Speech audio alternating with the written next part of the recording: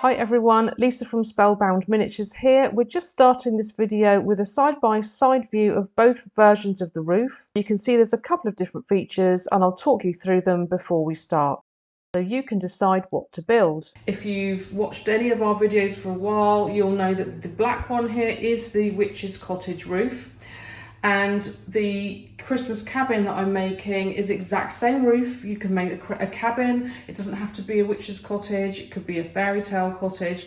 Just depends on the colour scheme that you use. So you can see that it's the exact same roof really. We've got the triangle for the gable end. I've got a little different window in there than that one. And then here we've just got sort of solid roof elevations. That one has the dormer, the new dormer roof in it. And we also have an opening on this side because for the cabin, we've changed the orientation of the roof to put it that way round. Now, what that then enables you to do is I'm making the cabin double wide, so I can create another roof and then we can go sideways. There's a little height difference there because this has got shingles on the bottom and the ridge tiles on the top.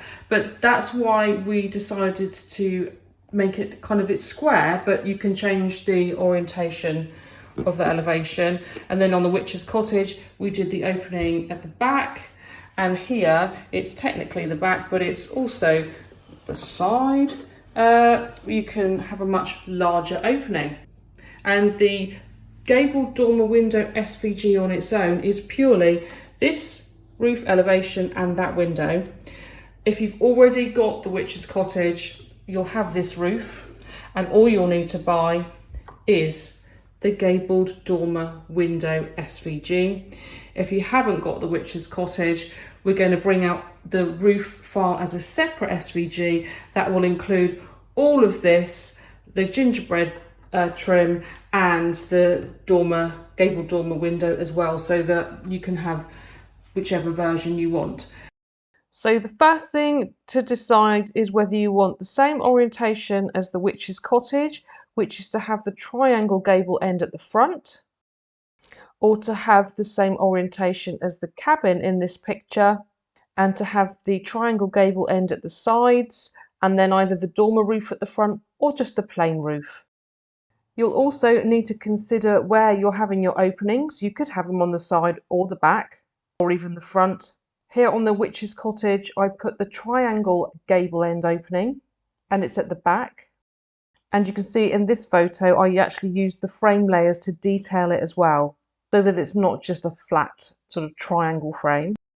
Here's another angle of the cabin, and you can see here with the opening at the back, it suddenly opens the room out, and the dormer window gives that extra bit of head height in the room, and definitely makes it easier to place furniture. When you've downloaded and extracted all the files from the SVG bundle, this is what you should see.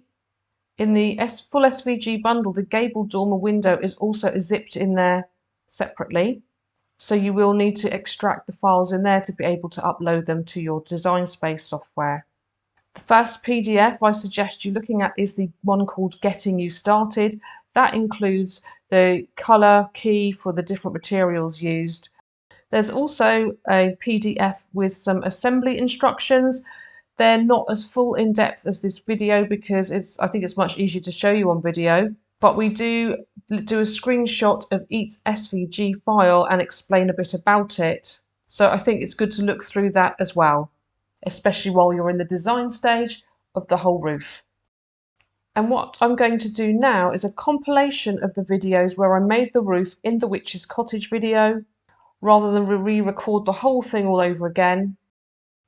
I do include some decorating tips in those clips, but really if you just want to get on and build it and decorate it in your own time, you can probably just fast forward to anything that catches your interest. There's one element of this build that is quite tricky using the Cricut machine, and that's cutting the hole for the open side elevation of the roof that you can see in the photo here. So I'm just going to pop over to Design Space and talk you through how to do that before I do the video compilation of the decoration and build. So here we are over in Design Space, and you might wonder on the SVG, why do we say Cricut opening and non-Cricut opening? And The difference is if you were cutting this from a larger sheet of material on a laser cutter, that would be fine. It would cut the outside and the inside edge. But because the Cricut, especially with the knife blade and thick materials, doesn't like to cut larger than 10.5 by 10.5 inches, and the basic sheet of chipboard which we use for the roof was the 11 by 11 sheet of Cricut chipboard. If we put this SVG on the right into Design Space and asked it to cut it, it would go, oh, I can't do this in that material because it's larger than we'd like. So you could say, oh, well, I could just hide the contour of the outside cutting edge here, come down to contours. Hang on, let's just hide the green square on that one, click it and then go to contour. Hide the contour and just cut the hole by placing our chipboard on the top left position. But when you do that, sorry, hide the contour again, you get left with the hole, which is the same. But if you click make it, it will put the hole in the top left, which is not where you want it. So our workaround for that is to use, let me just get rid of that piece, the Cricut opening, which is just the hole.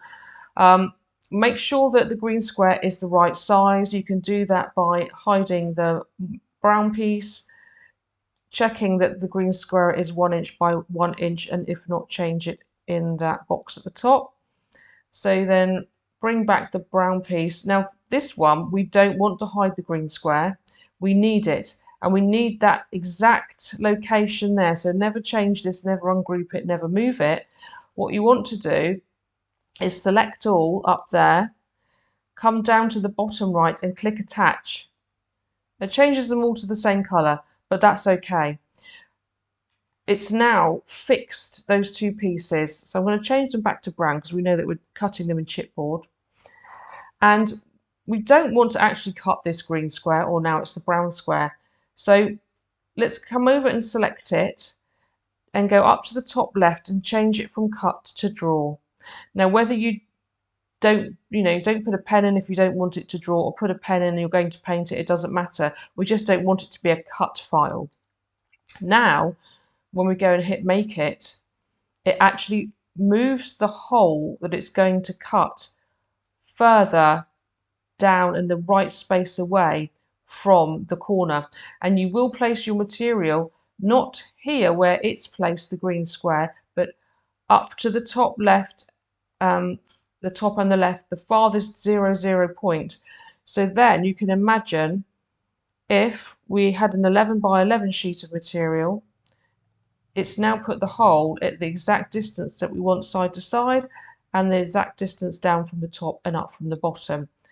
So it's a little bit more kind of convoluted way of getting a hole in an 11 by 11 sheet of chipboard, but that's because the Cricut won't cut larger than 10.5 inches.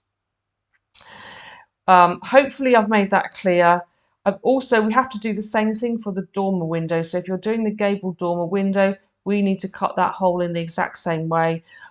So do have a watch of that video too. I might have explained it slightly differently in that. I can't remember now, but it's the same process. And so hopefully between the two, you'll get the gist of it and be able to replicate this on your Cricut machine too.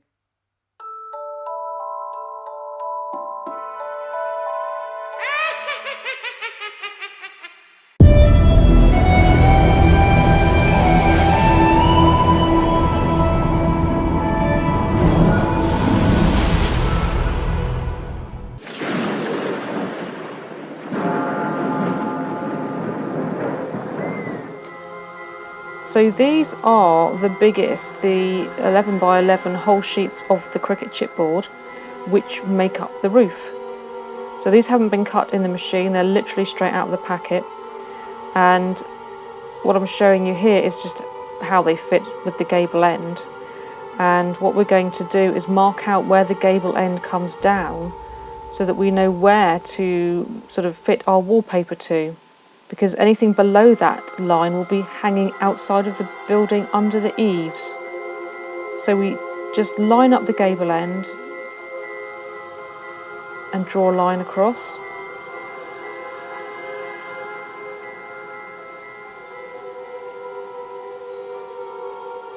I could measure it, but if you're going to put baseboards on or coving at the top, you're going to hide any small gaps anyway. And then we mark out the 2mm from either end for our walls or our gable end walls. And there's a small gap at the top of this one. And this is wider than the downstairs wall that we wallpapered, but what I forgot to factor in is that we recess the round window gable end wall, so it has that really cute overhanging roof. So I actually put too much wallpaper on this one, and I take it to nearly the edges. So all that happens is when, excuse my hair in that picture, when we've glued the roof together and we can see where the gable end wall finishes, I literally just go in with my black outdoor paint and paint over the wallpaper, and you can't tell. But at this point you could decide how sort of inset you want your gable end wall and only wallpaper up to that edge.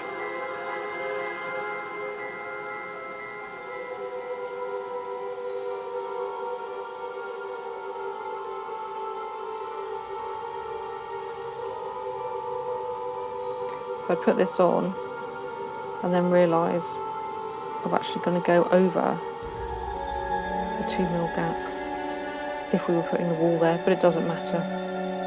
I cut it back. So this is the sort of other side of the roof wall, the other 11x11 sheet. And what I'm doing here is I'm just lining them up so I can draw a line straight across from the bottom of one piece of wallpaper to the other.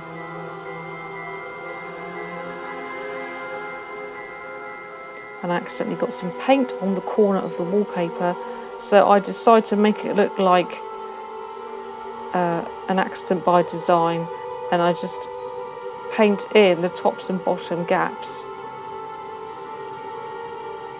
And if you look at it now, you wouldn't know what I'd done. So here we are with the, again, streaky paint where I'd left it, had some lunch, and the pigment's risen to the top. And I really love this effect on here. It looks all grungy like you'd expect to see in an attic.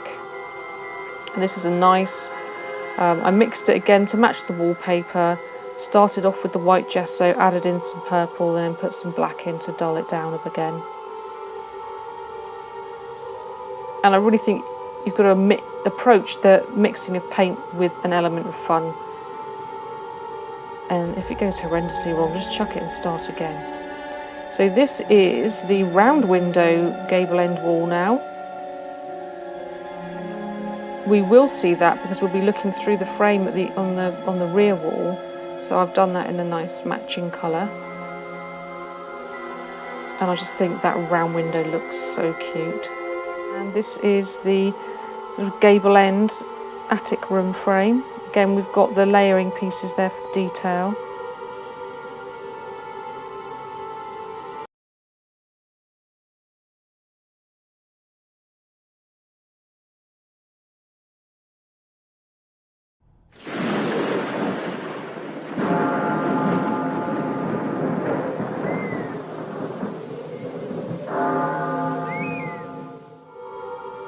And now this is the gable end of the attic room window,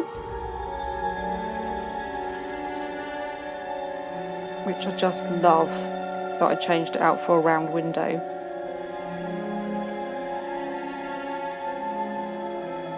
Again, it's the same process for all of our windows. You've got the inner cross pieces and the outer frames.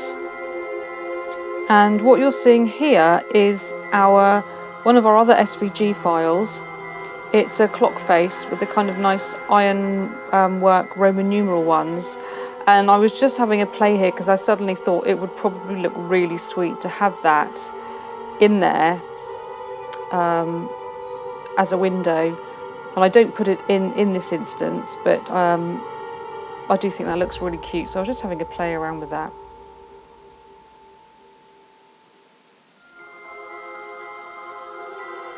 And I think it would look brilliant with the light coming through the window from behind.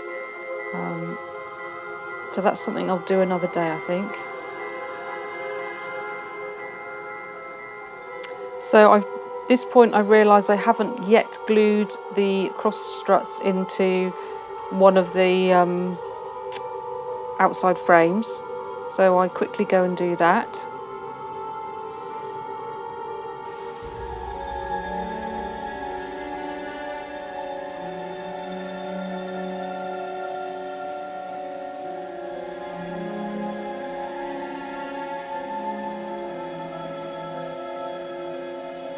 I do the same for the other side,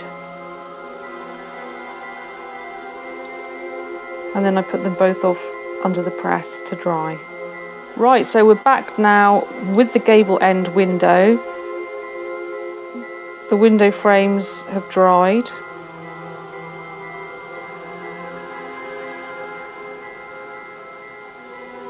And this time I decided to sort of pre-glue both the inside and the outside one to see how that would work.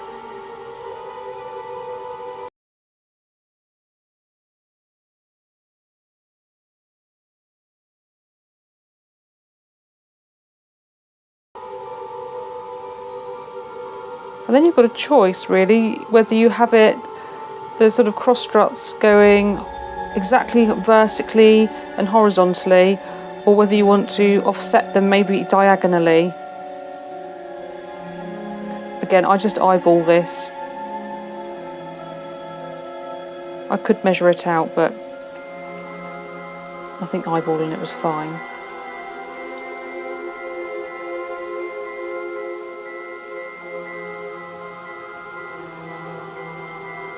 Make sure it's pressed around the edge, nice and flat.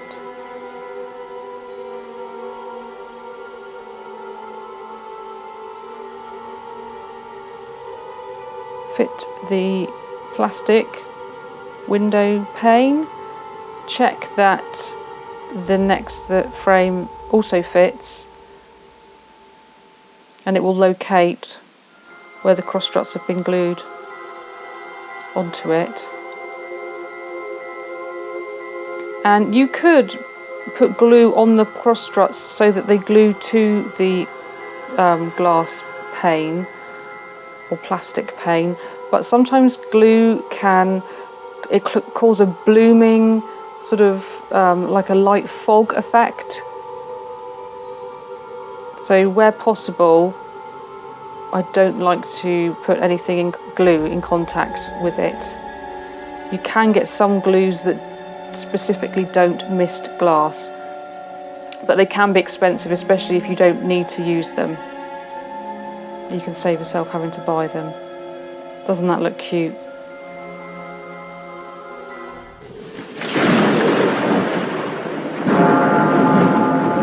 Now I glued this bit before I remembered to press record.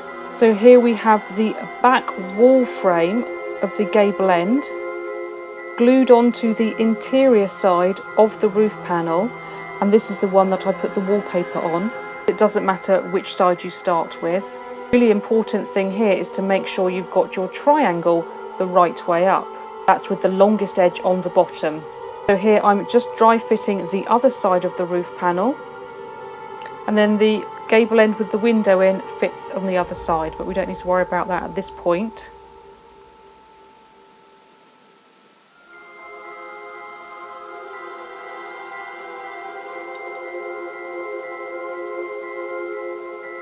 So I'm removing the magnets.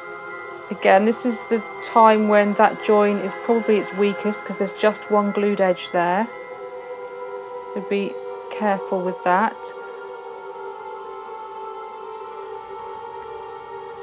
And these roof pieces are designed just to butt up to each other. They're slightly bowed again from the paint and paper. And I actually did mine where one side slightly overlapped the other to create a gluing edge. You could just butt them up together because we have the ridge tile that's going to go over the top and hide the gap. But I decided I wanted to actually glue one onto the other just to make it stronger. Gluing one onto the other will make the edge, at the lower edge, 2 mil shorter on one side than the other, but once you put the shingles on, you don't even notice that.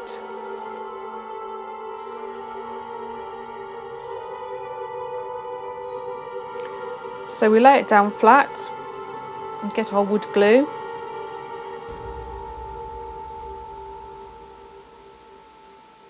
You can see I've gone for the slightly distressed paint job in my attic room. And remember, we're not gluing the bottom edge of that back frame, it's the side.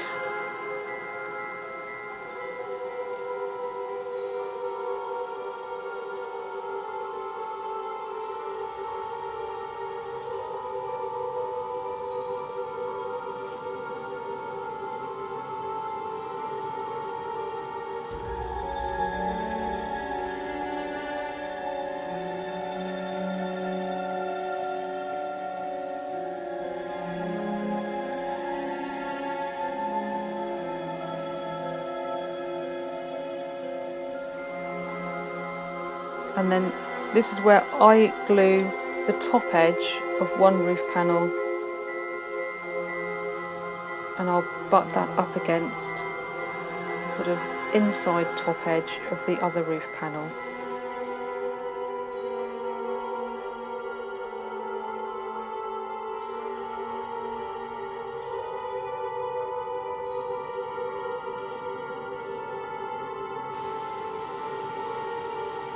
So I've got the papered ceiling down flat on the magnetic gluing jig sheet, and I bring the other top roof ceiling panel over so it butts up and fits against that edge and then comes down onto the frame edge of the gable end. I've got a weight in there. Then I use a weight on the other side to push. You can just see the bowing there, it pushes that back out straight. And then you want to check that either end is level.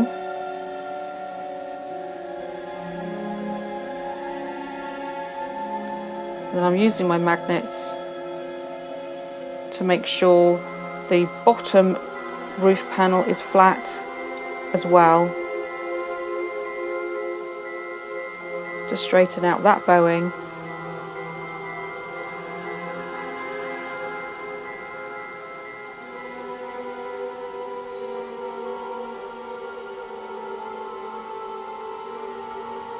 And you can put magnets either side, and where they sort of try and click onto each other, that's when they pull it in tight. And again, you don't need the magnets. I just like to get on with something else and know that it's secure while it's drying. So I've left that to dry, and I take the magnets off.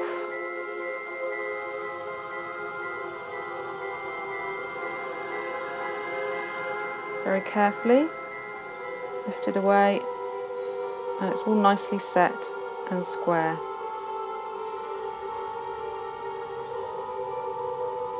I'm checking for gaps.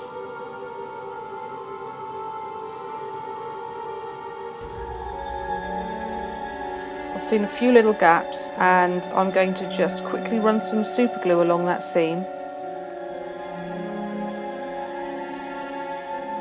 It will seep into the gaps, and then when I press it, it will quickly take.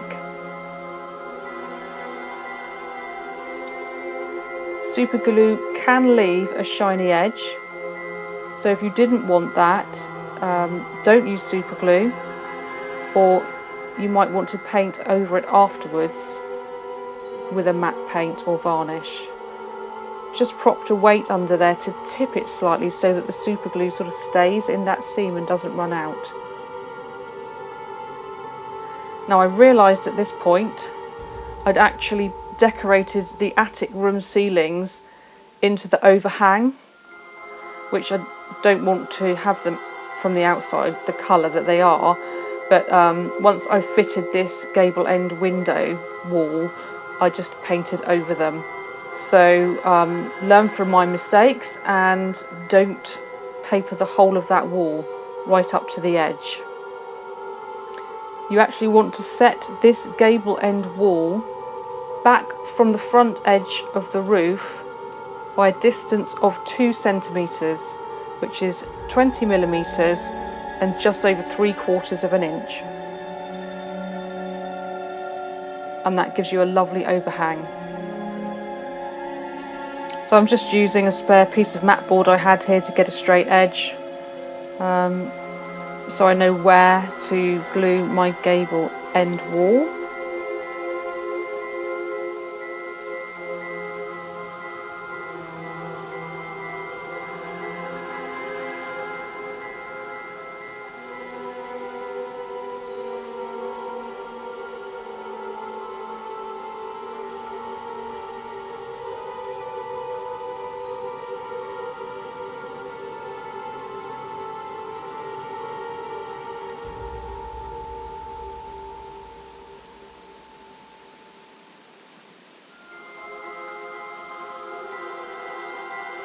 Make sure you've got the wall the right way round with the outside on the outside. Just dry fitting it here again so that I'm happy that when I line it up to the lines it looks okay.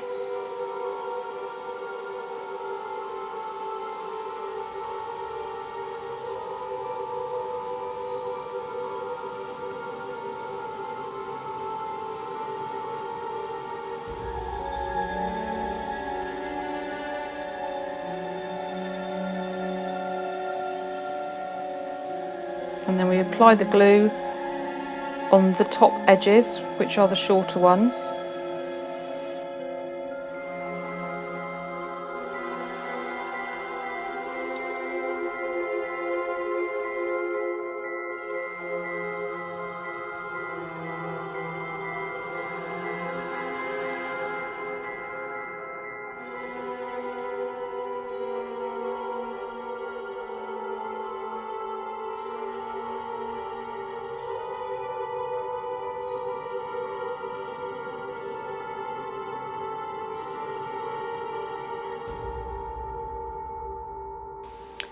And glue it in place.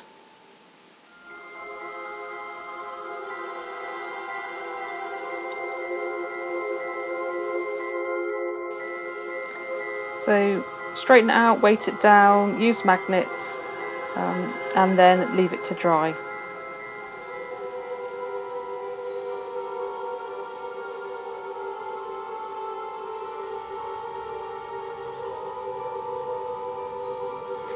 Once it's dry, you want to check again to see if there's any seams that might have a gap.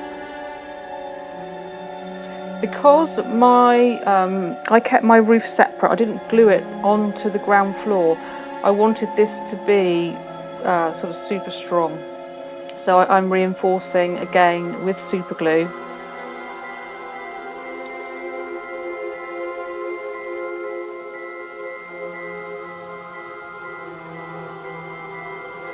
That's entirely optional.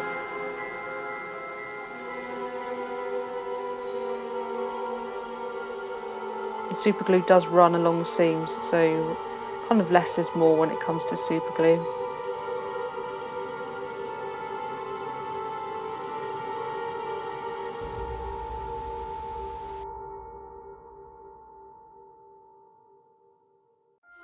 So there's the finished roof structure.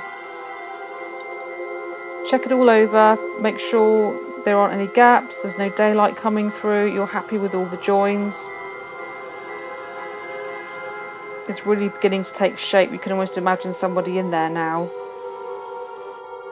So we're looking down on the roof, I've just taken the roof off, and this is the ceiling of the ground floor and the roof of the attic. It's completely your choice if you want to glue the ceiling onto the ground floor, and then glue the roof on, or glue the attic floor onto the roof structure and lift it on and off of the ground floor, which is what I've done. So here's my roof.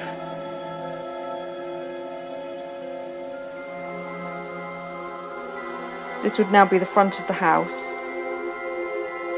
I'm just dry fitting the floor onto the roof. That will become the ceiling of the ground floor. If you wanted to, you could cut another 10.5 square piece of chipboard and fit that onto the ground floor and keep the two things completely separate, each with their own sort of ceiling and floor. I wanted to get in and take photographs, say from the top looking down. That's why I've left these in two pieces. So it all fits lovely, it's nice and square. And I have at this point, I've painted the underside of that so that when it sits on the ground floor, the ceiling's sort of the right colour for the ground floor room.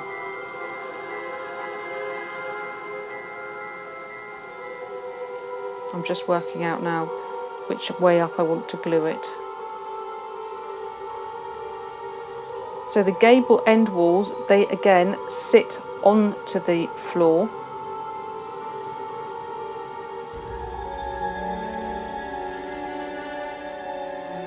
So we put the glue along the bottom edge of those. This is quite a nice sturdy structure now.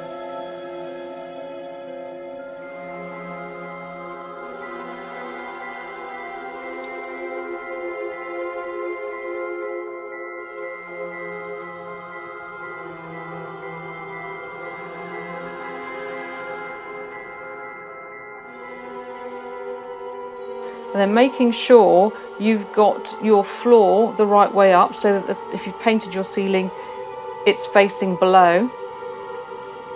You put the floor up to the glued edges of the gable ends.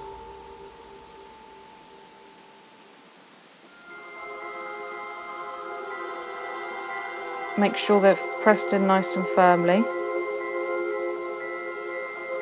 Again, there might be some bowing if you've painted or papered that floor already. Check that it's level at both ends. And then again, I'm using my weights just to push everything in and create some tension while the glue dries.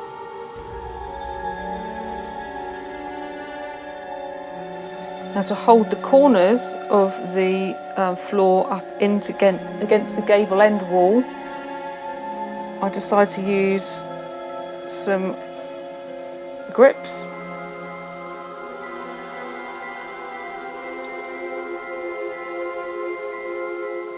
They're not an exact science, but they do just enough to keep the pressure up.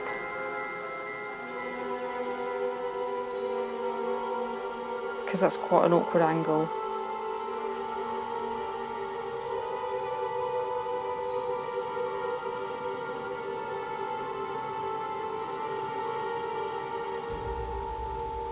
So once that's dried, we're going to glue the edges.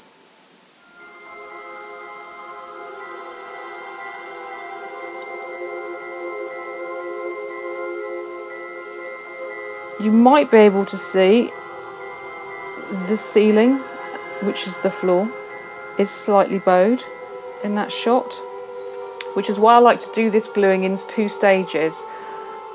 It would be difficult to correct this bowing when you're gluing the gable ends down to the floor. So we run glue along both seams.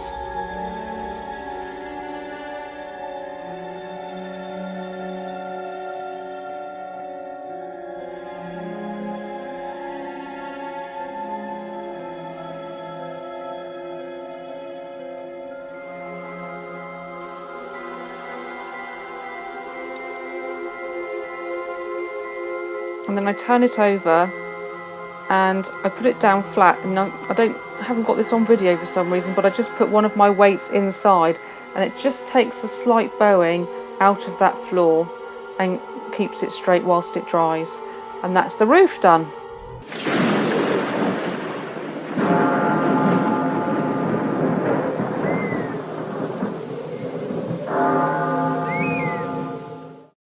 Hi everyone, welcome back to chapter 4 of the Witch's Cottage tutorial. Today we're going to do the roof shingles and the ridge tile. This is completely optional. You could just paint the roof, you could use a roof tile paper. I've seen people create a thatched cottage roof from a hanging basket liner before. I think this creates a really cute scalloped roof that is perfect for this cottage. And it's actually really quick to get a really good effect. So you can see here I've painted all the edges in the black. Is the underlying theme of this cottage, so of course you can paint in whichever sort of base colour you're using. You just need to make sure you've got the edges done so that any gaps in the tiles you won't see the base chipboard. Now for the shingles in this project I spaced them 1 centimetre apart. So I literally just took a pencil and marked down 1 centimetre gaps from the top. That ensures that I end up with, at the top, sort of one whole shingle line so that the ridge tile sits nicely there. But as always in roofing, we're working from the bottom up. So I've got 2 piles of tiles. The ones on the left have a whole tile at each end, and the ones on the right have a half tile. This is to help you create the exact sort of half overlapped effect when they're situated on the roof. And you can see there that they perfectly overlap. So this takes a lot of the guesswork out of creating the really good effect of these shingles. Just check when you're resizing that 1-inch square that the complete width of the shingles are 11 inches to match the Cricut chipboard that we're using as whole sheets for the roof. As always, every Cricut machine cuts differently and has a tolerance of a few mil that it might be over or under, so it might be worth cutting a practice sort of shingle length, making sure that fits exactly, and if not, adjust the whole file by 1 or 2 mil either way. My shingles were about sort of a couple of mil. They were longer than the chipboard. Reduced my overall dimensions width down to sort of 10.8 inches, I think. I'm just using a regular PVA glue here. It doesn't have to be anything fancy. We're going to use quite a lot of it. So I just dispense some into a pot. Use quite a big stiff brush because I kind of use the brush to help push the shingles onto the chipboard and then sort of press them down with it. So you certainly don't want one of your finest brushes to do this. You just want a good stiff sort of brush, quite stiff bristles, and one that you're prepared to ruin. The black of this craft board sort of got stuck into the bristles, you know, so don't use an expensive brush. And as you've marked down the sort of side of the roof in the 1 centimetre gaps, you'll come to a natural point at the bottom where you think, okay, that'll be where I stick my first tile. And literally just glue along the edge. The scalloped bottom of this particular shingle strip is going to stick over the bottom, so we don't really want glue on that. And you could do this shingling before you actually make the roof and build it, but I found it easier to work on these when they were sort of, I've just put the roof on the ground floor portion and it's sort of a really nice angle and height in front of me to put the shingles on, but it's up to you.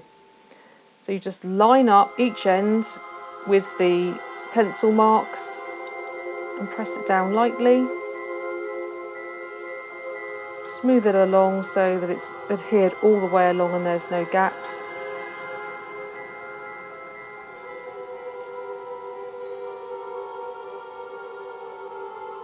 And it's literally that simple. I use the brush then to sort of push in the glue on the top, emboss it down a bit, and then this is the half tile strip. So pick a good side Sometimes you might have a little material might be nicked or pulled on one side, so just pick the best side. They're symmetrical, so you can flip them over. On these ones I do glue over everything, including the scalloped edge.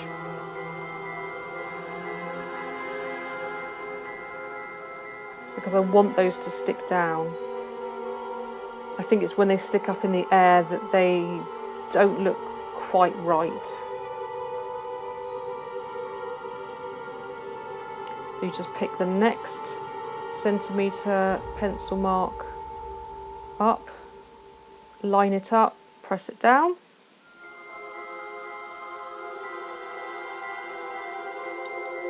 Use your brush to push it down. And then I also use the brush in downward strokes to make sure that the scalloped edge is stuck down. If you've got anything that's lifting off, put some more glue in there. This was a really, really relaxing and fun part of the build. No skill really required. Just sit there gluing away with some music on. And then the trickiest bit is just remembering to see whether you need a full tiled end or a half tiled end.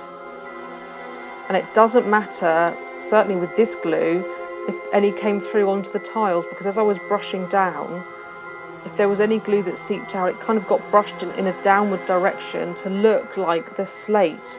When you have a little bit of riven slate, it kind of added to that, and it wasn't over shiny, it just gave it a nice luster. So for me, any excess glue left on the brush, brushed down over the tiles to help them stick down, actually created a nice slate effect. If you were really bothered, you could then coat the whole roof in a matte varnish or sealer, or even a gloss varnish or sealer if you wanted a shiny look. And you might think, oh, that looks patchy, but it actually dries really nicely. And you can just see there the benefit of painting the edges, so where the tiles sort of go to the edge, if you looked at it from the front or the rear side, you just see black and not chipboard, but nothing shows through the actual rows of tiles because they're overlapped by enough. You could space them out more than a centimetre if you wanted. If you do use the sort of centimetre depth, I used 27 rows of shingles on each side of the roof. So once you've cut one shingle width and you're happy that it's a good width for your chipboard, you will need 27 of each whole tile rows and half tile rows. So doing my maths, that's 54 rows of shingles in all, which sounds like a lot, but it's certainly quicker than doing them in individual shingles by hand.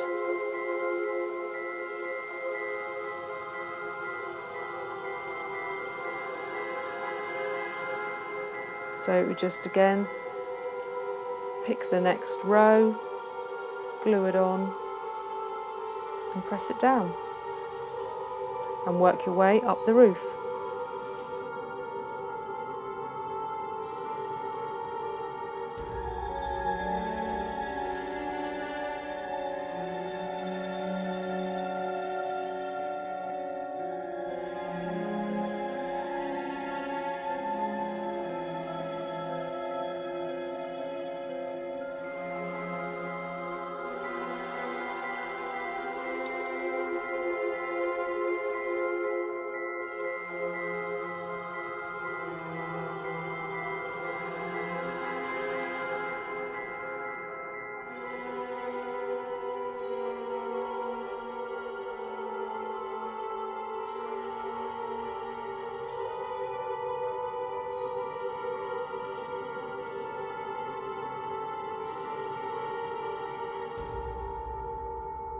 So here we have the last full line of shingles have gone on and glued on.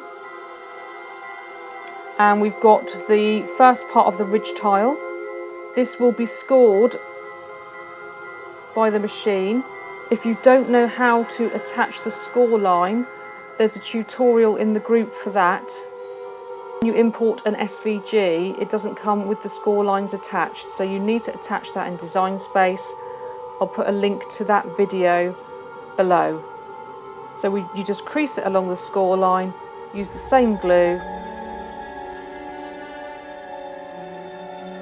and then whether you overlapped the two sort of roof pieces or you sort of just butted them up to each other, this ridge tile will cover that join anyway. That's why it doesn't really matter which way you do that. You line this up, press it down, and then just use, it does look awfully messy, but it dries perfectly fine. Use your brush to press it down.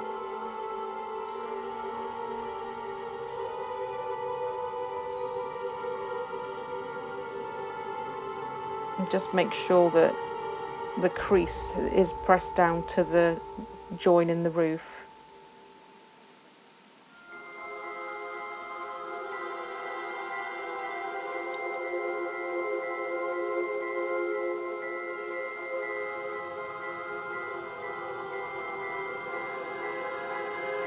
I hope you had fun doing that, I certainly did.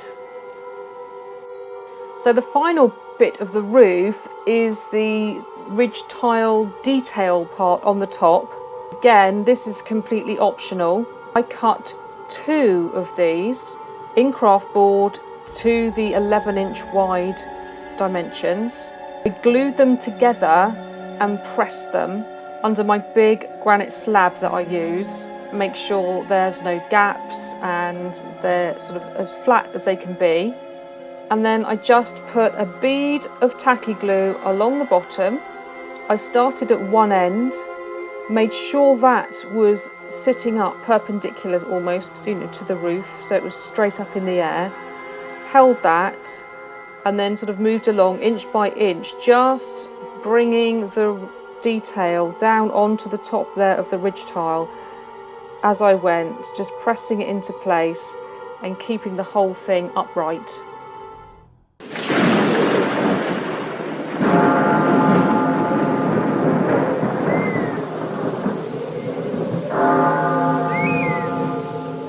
So next we're going to work on the chimney.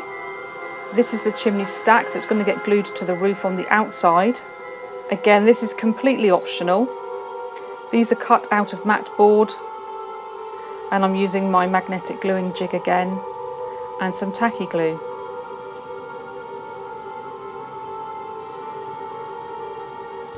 And all I'm showing you here is the sides butt up into the inside of the front and back pieces. So the side is the bit there with the sort of triangular diagonal point at the bottom.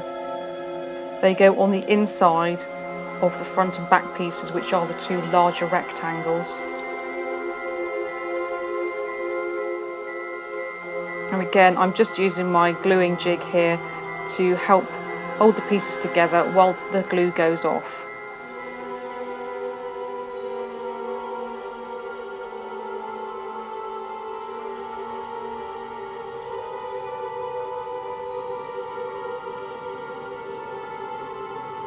So I push them up to the magnets there, and because it's got such a nice square edge with the Cricut, it goes perfectly sort of upright at 90 degrees and just holds it there while the glue sets.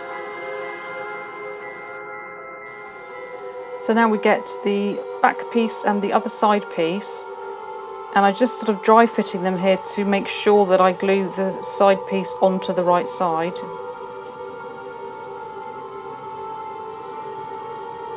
Remember that it fits inside the edge of the back rectangle.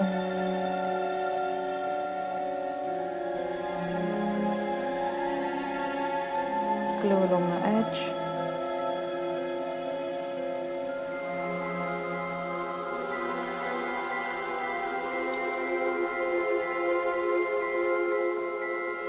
difficult to see there with the light, but we just put it on the inside. And then I'm going to use the magnets that are already there and push this one up and into place so it can hold both pieces while they dry.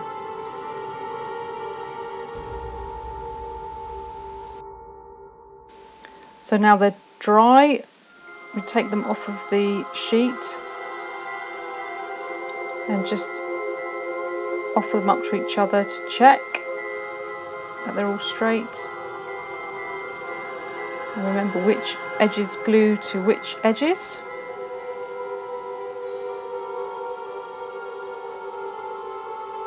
And when you feel happy that it's square,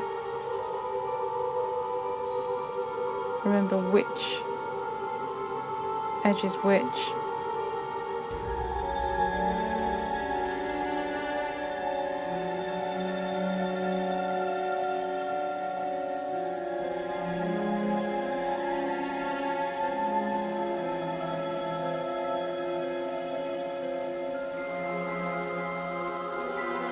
And it's the pieces, the side pieces with the diagonal sort of pointy line on, that match up to the front and back. So as long as you put the glue on those edges, then that's the right way round.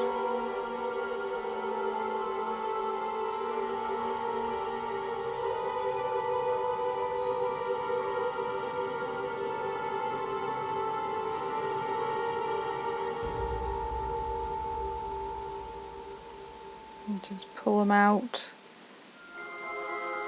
to line up with the outside edge.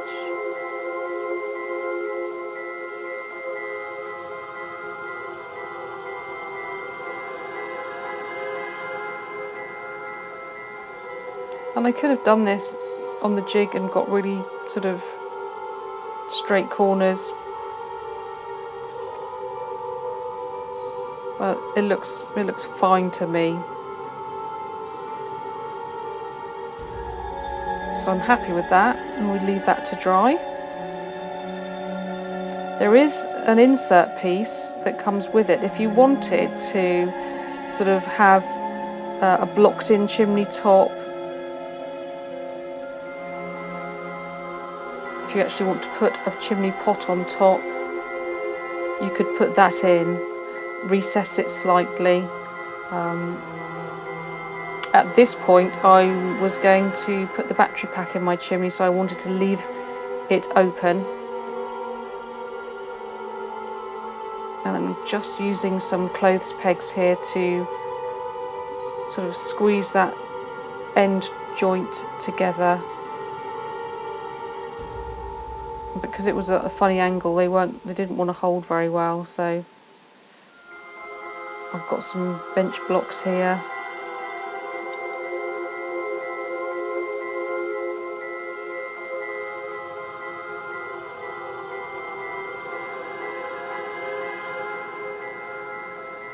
Use anything you've got really, and leave that to dry.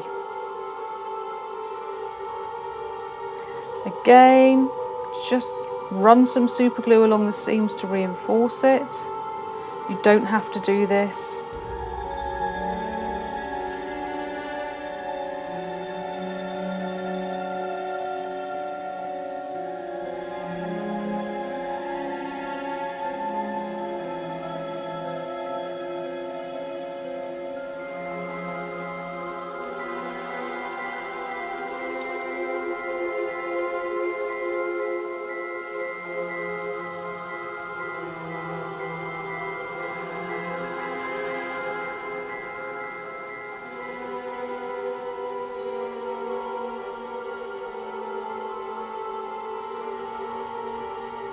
And then once that's dry, we make a sort of a faux collar around the top. Again, as you would imagine, the longer bits go on the front and back and the shorter bits go on the side. So I glued the front one on, make sure it overhangs equally either side.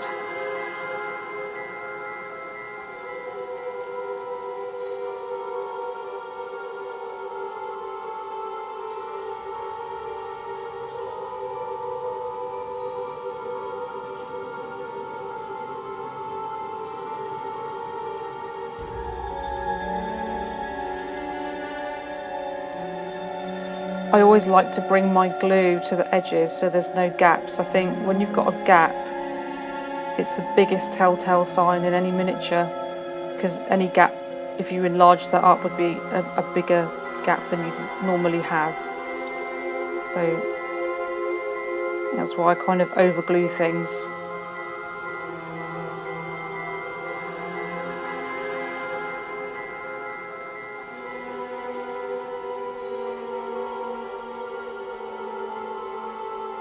So the side goes on underneath the overhang of the front piece, and then it just makes a nice square edge. And then push it down onto the mat to make sure it's all level with the top.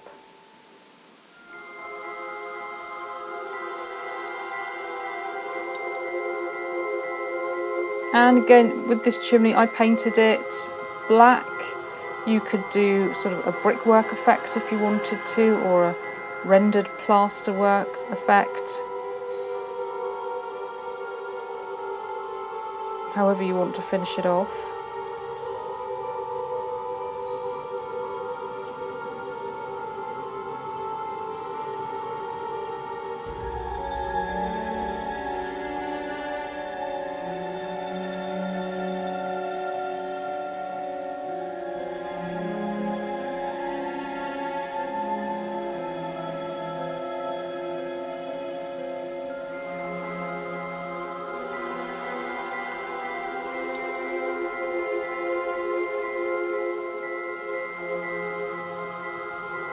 And then this is the back piece.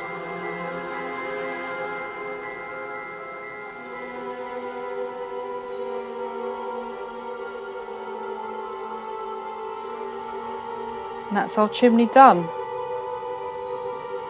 Once it's painted, I just put glue along the bottom of those 4 edges and pressed it onto the roof and just held it in place for a few minutes while the glue set. I'm just using some clamps here to keep the middle of those top pieces sort of pressed down nicely.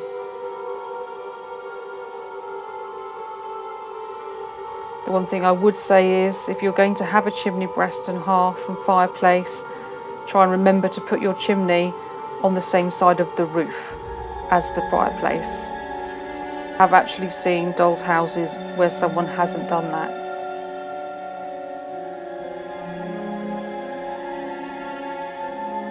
I think I've got enough clamps on there. Leave that to dry.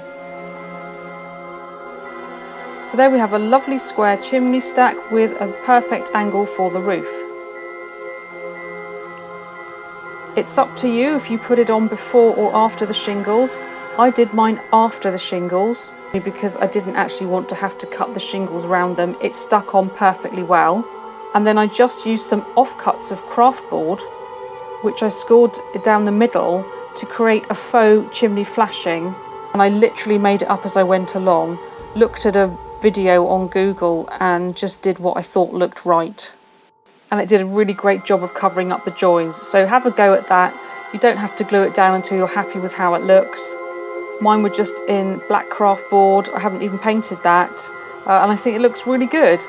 So again, it's up to you if you want to age that, decorate it.